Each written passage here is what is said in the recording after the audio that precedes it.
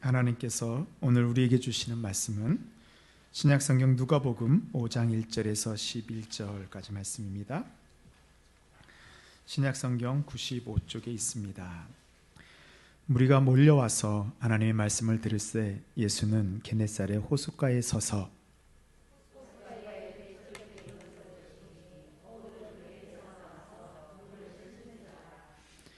예수께서 한 배에 오르시니 그 배는 시몬의 배라. 육지에서 조금 떼기를 청하시고 앉으사 배에서 무리를 가르치시더니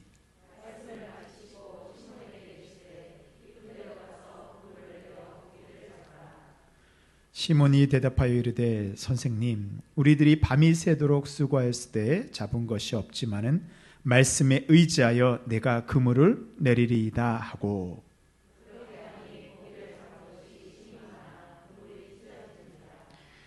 이에 다른 배에 있는 동무들에게 손짓하여 와서 도와달라 하니 그들이 와서 두 배의 채움에 잠기게 되었더라.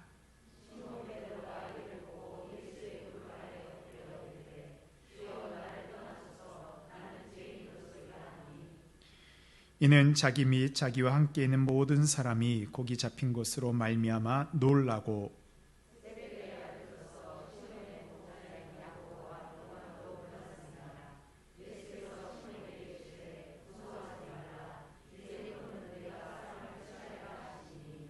함께 읽겠습니다. 그들이 배들을 육지에 대고 모든 것을 버려두고 예수를 따르니라. 아멘. 우리 지난 한 주 우리 성도님들은 만나신 사람이 누구인가요? 그들을 다 기억하고 있습니까? 그렇죠. 우리가 가족도 만나고 직장에서 동료도 만나고 또 가게에서 손님도 만납니다. 그리고 또 교회 성도들도 만나고 또 길거리를 지나치며 우연히 만난 사람도 있습니다. 우리가 만나는 사람들은 다양하고 여러 가지 색깔을 가지고 있습니다. 그래서 정우승 시인의 우리가 어느 별에서라는 책에 보면요, 인생을 이렇게 이야기합니다. 인생은 만남과 이별의 모자이크다. 정말로 그런 것 같아요. 인생은 만남입니다. 나와 다른 사람의 그런 소중한 만남이고 때로는 그 만남이 이별이 되기도 합니다. 우리가 누구를 만나든지 그 만남을 통해서 서로에게 영향을 주게 됩니다. 그 영향은 변화를 가져옵니다. 좋은 만남은 좋은 변화를 가져오고 나쁜 만남은 나쁜 변화를 가지고 옵니다. 사람은 태어나서 세 가지 만남이 있습니다. 첫 번째로는 부모와 자식 간의 만남입니다. 이 만남은 우리가 선택하는 것이 아닙니다. 이런 것들을 운명이라고 하죠. 부모가 자녀가 마음에 들지 않는다고 자녀를 바꿀 수 있나요? 자녀가 부모가 마음에 들지 않는다고 바꿀 수 있나요? 아니요. 운명은 바꿀 수가 없습니다. 두 번째 만남은 사랑하는 사람과의 만남입니다. 남자와 여자가의 만남이죠. 이 만남은 서로를 원하는 사람을 찾아서 만납니다. 이것을 통해서 행복해지기도 하고 이것을 통해서 불행해질 수도 있습니다. 결혼은 내가 아무리 잘 고른다고 해도 내 마음에 100% 드는 사람을 찾기는 어렵습니다. 그래서 눈에 콩깍지가 쓰여야지 사람도 만납니다. 연애할 때는 참 그렇게 좋았는데 결혼하고 3년 지나면 어때요? 내가 속았구나. 여기 속았지만 그래도 잘 살고 있죠? 네. 그리고 마지막 세 번째 만남이 있는데 우리 구원자 되시는 예수님과의 만남입니다. 첫 번째 부모와의 만남이 불행한 사람이 있을 수도 있습니다. 때로는 폭력적인 부모, 자녀를 돌보지 않는 부모로 인해서 자녀가 어려움을 겪기도 합니다. 두 번째 부부와의 만남도 잘못된 남편이나 아내로 인해서 불행한 결혼 생활을 할 수도 있고 어려움을 당할 수도 있습니다. 그런데 이 앞에 있는 두 개의 만남에 부족한 모든 것을 채워주는 만남이 있는데 바로 우리 인생의 주인 되시는 예수 그리스도를 만나는 것입니다. 예수님을 통해서 우리는 진정한 우리의 아버지를 만날 수 있습니다. 그래서 다윗은 시편에서 이렇게 고백합니다. 시편 27편에 보면요, 내 부모는 나를 버렸으나 여호와는 나를 영접하시리이다. 여러 가지 만남으로 인해 어려움을 겪는 분들이 있습니까? 가정의 어려움으로 인해서 또한 부모와 자식 간의 문제로 인해서. 그런데요, 이런 가정도 예수님을 만나면 그 가정이 변화되고 회복됩니다. 왜요? 하나님께서 이 땅에 최초로 만드신 교회가 바로 가정입니다. 예수 그리스도가 들어온 가정은 그때부터 그냥 가정이 아닙니다. 주님이 인도하시는 작은 교회입니다. 교회 안에 있으니까요, 가족 구성원들이 변합니다. 남편이 변하고 아내가 변하고 부모가 변하니 자녀도 변하게 됩니다. 그리고 예수님을 만남을 통해서 우리는 이 땅에서 우리가 왜 사는지, 우리 인생의 참된 목적을 발견할 수 있는 가치 있는 삶을 살게 됩니다. 그리고 우리의 모든 죄가 용서받고 하나님의 자녀가 되는 일들이 일어납니다. 혹시 우리 가운데 아직도 이 세 번째 만남을 진정으로 갖지 못한 분이 있으면 예수님을 꼭 만나시길 바랍니다. 첫 번째로, 예수님을 만나면 삶이 변화됩니다. 오늘 우리가 말씀에서 살펴본 베드로는 그의 인생에서 가장 중요한 세 번째 만남, 예수님과의 만남을 통해서 그의 삶이 변화가 일어납니다. 사복음서에 보면은 예수님께서 베드로를 만나는 장면들이 나오는데요, 특별히 요한복음에 이 베드로의 만남이 잘 나와 있습니다. 요한복음 1장 42절에 보면요, 데리고 예수께로 오니 예수께서 보시고 이르시되 내가 요한의 아들 시몬이니 장차 게바라 하리라 하시니라. 게바는 번역하면 베드로라. 예수님과의 베드로의 만남은 우연이 아닙니다. 이 만남을 주선한 사람이 있는데 바로 베드로 형제 안드레입니다. 안드레를 통해서 베드로는 예수님을 만나게 됩니다. 안드레가 아니었다면 지금 베드로는 없었을 것입니다. 지금 나는 누구와 예수님과의 만남을 주선하고 있습니까? 내가 그냥 만난 예수님, 나에게서 끝이 나고 있나요? 아니면 나를 통해서 다른 사람이 예수님을 만나고 있습니까? 나를 통해서 예수님을 만나는 사람이 있으면 그 사람은 우리말로 정말 수지 많은 사람입니다. 로또에 당첨된 것보다 더 좋을 것입니다. 왜요? 예수님을 만나는 것이 정말로 중요한 만남이기 때문입니다. 나를 통해서 예수님을 만나는 사람이 있으면 우리는 기적을 행하는 사람입니다. 다른 것이 기적이 아니에요. 예수님을 만나는 것이 기적입니다. 베드로를 만나자 예수님께서는 베드로에게 선물을 하나 해주십니다. 베드로의 원래 이름이 뭐죠? 시몬입니다. 근데 예수님께서는 게바라는 이름을 선물해 주십니다. 이 게바는 당시에 통용하던 아람어로요, 그 뜻이 반석, 그 바위라는 뜻입니다. 아직 예수님께서 제자도 아니고 예수님에 대해서 잘 알지도 못하는 왜 이 시몬에게 반석이라는, 베드로라는 이름을 주셨을까요? 그것은 예수님께서 베드로의 현재의 모습만 보신 것이 아니고 앞으로 반석과 같은 믿음을 소유할 베드로의 미래의 모습을 보시고 예수님께서 주신 것입니다. 예수님께서는 제자들을, 예수님께서는 우리를 어떤 눈으로 바라보시나요? 우리 현재의 부족한 모습을 보고 실망하거나 평가하는 분이 아닙니다. 앞으로 우리를 어떻게 사용하실지 우리의 미래의 소망을 보시고 기뻐하시는 분이 바로 예수님입니다. 우리도요, 이런 예수님과 같은 눈을 가져야 됩니다. 나를 볼 때 내가 마음에 들지 않을 때가 있습니다. 나는 왜 이럴까? 다른 사람은 다 잘 되는 것 같은데 나는 이게 뭐지? 이런 생각할 수도 있죠. 또 우리가 다른 사람 만나서요, 그 사람들에게 복음을 전할 때 뭐 저런 사람이 예수님 믿겠어 라고 단정할 때가 있습니다. 저런 사람 예수님 믿어봐야 소용없어 라고 평가합니다. 근데 예수님도 그런 눈으로 사람을 보실까요? 예수님께서 저 사람을 얼마나 훌륭하게 들어 쓰실지 우리는 그 소망을 가지고 바라봐야 됩니다. 예수님께서 그 사람의 이름을 불러주셨을 때 그 사람에게 놀라운 일이 일어나게 된다는 믿음을 가지고 우리가 그 사람의 이름을 부르고 복음을 전해야 됩니다. 예수님이 나의 이름을 불러줄 때요, 우리에게 변화가 일어납니다. 미국의 찬양 사역자 중에 토미 오커라는 유명한 목사님이 계십니다.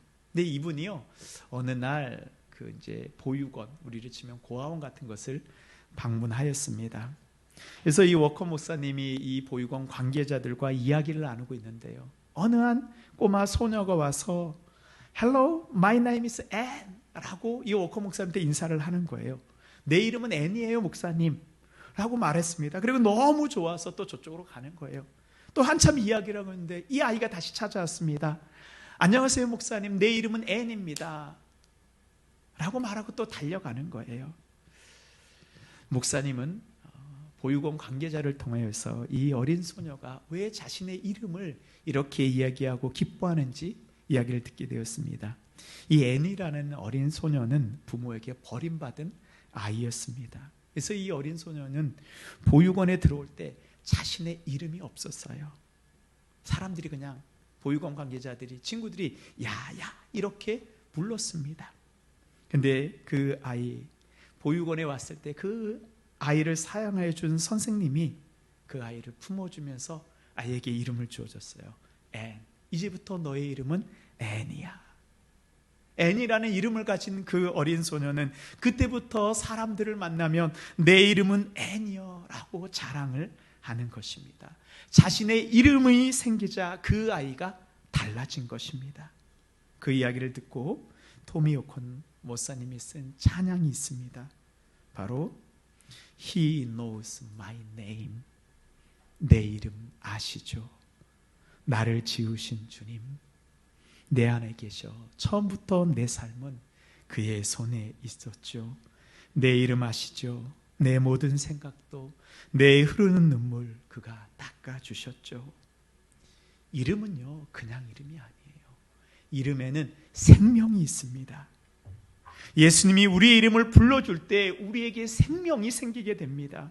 우리가 예수님을 소개하는 것은 그 사람에게 생명을 소개해 주는 일입니다. 지금 여러분의 이름은 무엇입니까? 여러분의 이름을 누가 부르고 있습니까? 주님이 우리의 이름을 불러주십니다. 예수님을 만나면 우리의 이름이 생명의 이름으로 바뀌게 됩니다. 이 놀라운 일이 우리 모든 성도님들에게 이루어지시기를 간절히 바랍니다. 아멘. 두 번째는 예수님께서 삶의 자리에서 제자들을 부르셨습니다. 예수님께서 제자들을 부르는 장면을 우리가 좀 살펴볼 필요가 있습니다.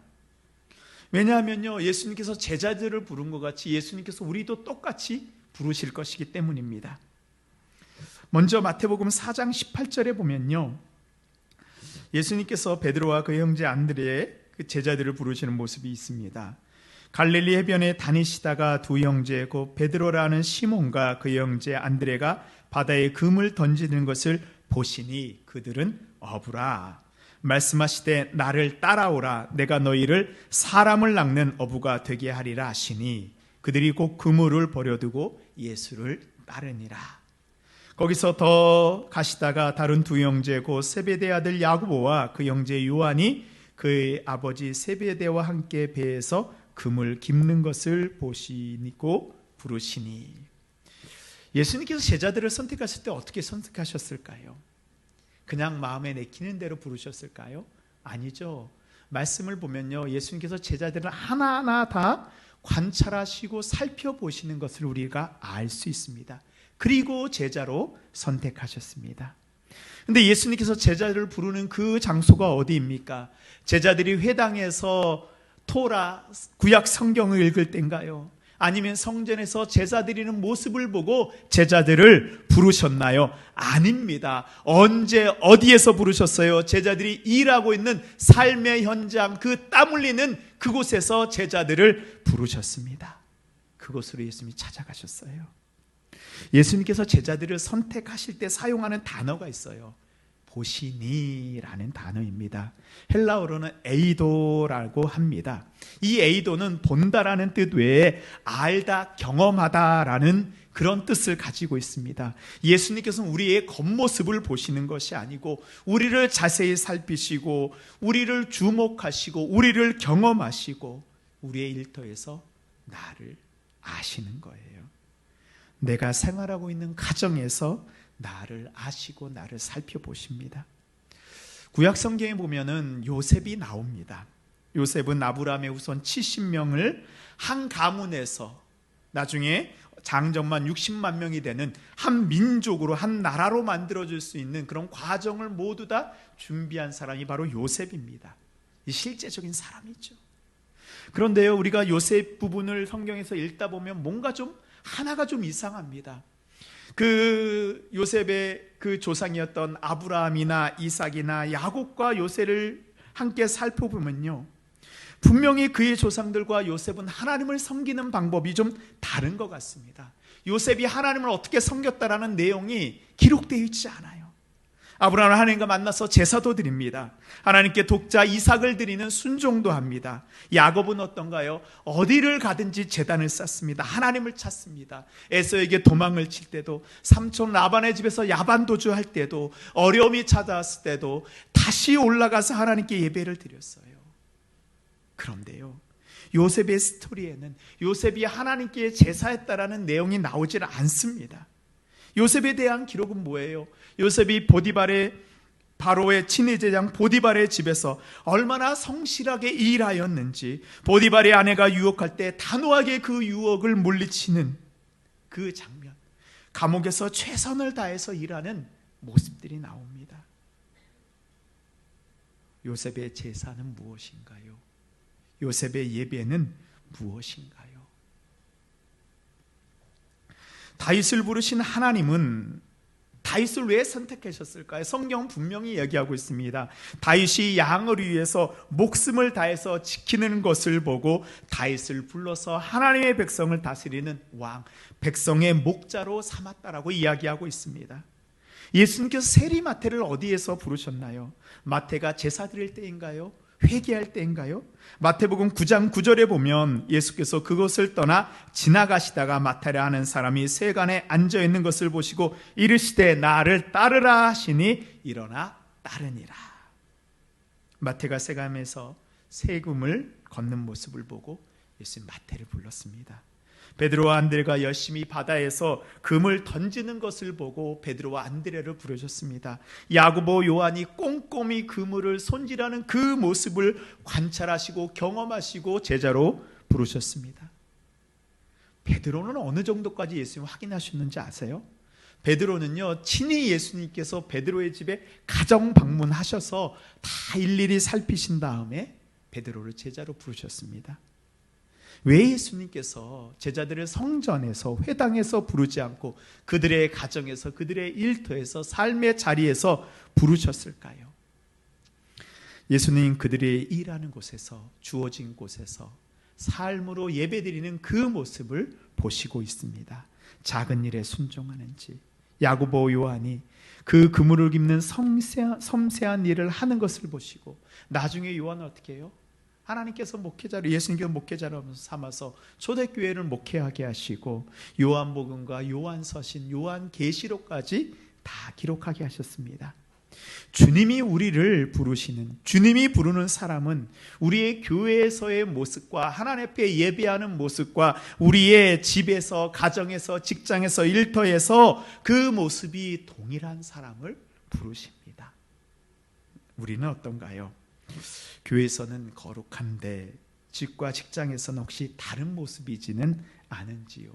교회에서는 기도하는데 나의 직장에서는 하나님과 하나님의 말씀과 다른 삶을 혹시라도 살고 있지는 않습니까? 진정한 그리스도인은 교회에서 충성하는 사람만이 아닙니다. 내 삶의 자리에서 최선을 다해 하나님이 기뻐하는 삶을 살아가는 사람입니다. 이런 사람을 주님이 부르십니다.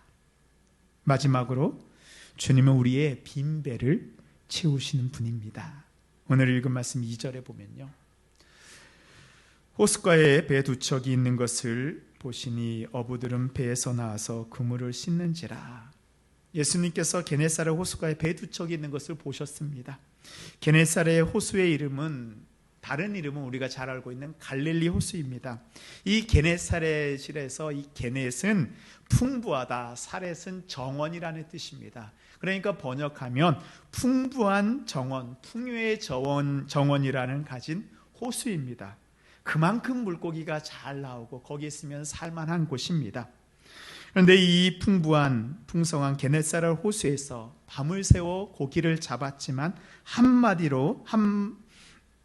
마리도 물고기를 잡지 못한 어부들이 있는데 그 중에 하나가 베드로입니다. 그들은 힘 빠진 손으로 그물을 씻고 있습니다. 예수님께서 그 베드로의 빈배에 오르십니다. 3절 말씀입니다. 예수께서 한 배에 오르시니 그 배는 시몬의 배라. 육지에서 조금 떼기를 정하시고 앉으사 배에서 무리를 가르치시더니, 아마 많은 사람들이 모였기 때문에 예수님께서 말씀을 전하기 위해서 이 사람들이 모인 그 바닷가에서 잠깐 떨어져 배에서 말씀을 전하시고 있었습니다. 그런데 생각해 보세요. 만일 그 전날 밤에 베드로가 물고기를 많이 잡아서 그 배에 물고기가 가득 쌓여져 있었더라면, 잡힌 물고기와 그물들이 다 엉켜져 있다면 베드로가 무엇하고 있을까요? 아마 그물 정리하고 물고기 정리하고 정신이 없었을 것입니다. 예수님이 탈 빈자리가 없었을 것입니다. 예수님이 베드로의 배에 오르실 수 있었던 그 이유는 베드로의 배가 빈배이기 때문에 탈 수 있었습니다. 빈배, 아무리 노력해도 잘 되지 않는 그런 모습입니다. 빈배는 우리에게 갑자기 찾아온 질병일 수 있습니다. 사고일 수 있습니다. 어려움일 수 있습니다. 아무리 노력해도 잘 되지 않는 일, 꽉 막혀버린 인간관계, 막혀있는 가정의 관계일 수도 있습니다. 지금 여러분의 배에는 무엇이 가득 차 있습니까? 내가 원한 것이 가득 차 있으면 좋겠지요. 근데 살다 보면요, 우리도 베드로의 배같이 빈 배가 될 때가 있습니다. 근데 사람의 눈으로 보면 빈 배 맞습니다. 아무것도 없는 모습이지만 바로 빈 배가 주님이 나의 배에 오르실 수 있는 그 배가 된다라는 사실입니다. 비었다고 낙심하지 마십시오. 그것이 바로 복된 시간이 예수님이 타실 수 있는 그 장소가 되는 것을 믿으시기 바랍니다. 아멘. 예수님께서는 베드로의 배에 오르셔서 무리를 가르치셨어요. 베드로의 배가 예수님의 강대상이 되었습니다. 성경에 예수님께서 무리에게 말씀하고 있었다라고 기록하지만 저는 이것을 이렇게 읽었습니다. 빈배의 주인 베드로에게 말씀하고 계셨다. 예수님께서는 베드로를 변화시키고 베드로를 얻기 위해서 이 게네사렛 호수까지 찾아오셨고, 예수님께서는 서두르지 않고 베드로의 마음에 말씀에 씨앗을 뿌리십니다.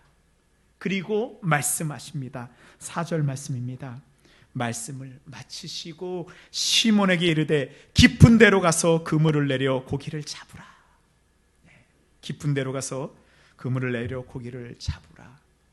이 예수님의 말에 베드로는 어떻게 반응하고 있나요? 우리 5절 말씀 우리 함께 읽도록 하겠습니다. 시작. 시몬이 대답하여 이르되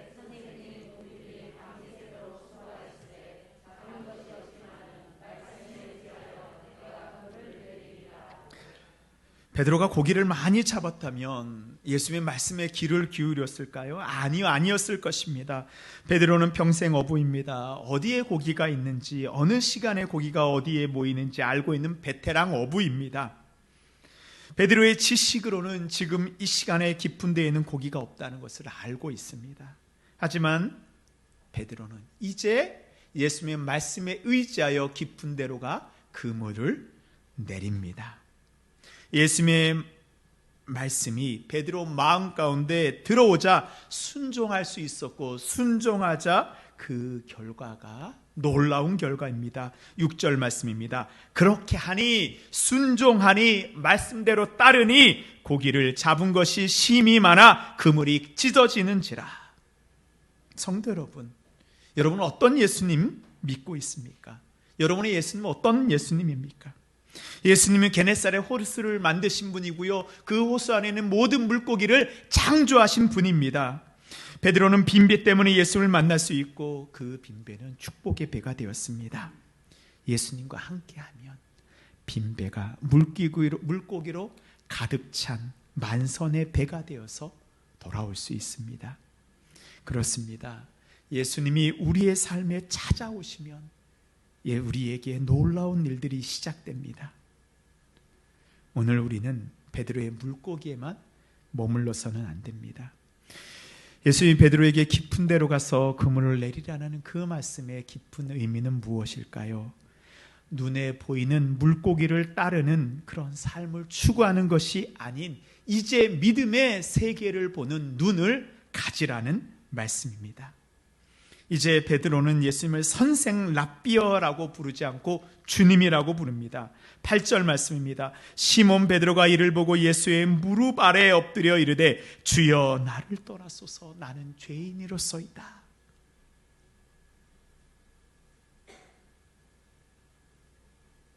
예수님을 만나는 것, 우리 인생의 만선이 무엇입니까? 물고기가 가득 찬 것이 만선이나요? 그 물고기는요, 그날 팔리면 사라지는 것입니다. 예수님이 함께 있는 것이 우리 인생의 만선입니다. 예수님을 만나자 베드로는 자신이 죄인인 것을 깨달았습니다. 자신의 삶을 보게 되었습니다. 이 순간이 베드로의 회심의 순간이요, 거듭나는 순간입니다. 내가 죄인임을 깨닫는 것이 축복입니다. 예수님은 베드로에게 먼저 기적을 베풀지 않았습니다. 먼저 말씀을 전하시고 그 말씀에 씨앗을 심으셨습니다. 그리고 그 말씀이 기적을 일으키고 베드로가 회심하게 되었습니다. 베드로는 말씀의 본체 되시고 복음의 본질 되시는 예수님을 통해 거듭났습니다. 베드로의 진짜 기적은 고기를 많이 잡은 것, 그물이 찢어지도록 잡은 것이 아니고 예수님의 말씀으로 거듭나고 말씀의 능력을 경험한 것입니다. 참된 기적은 예수님을 알고 예수님을 만나고 예수님의 사람이 되는 것입니다.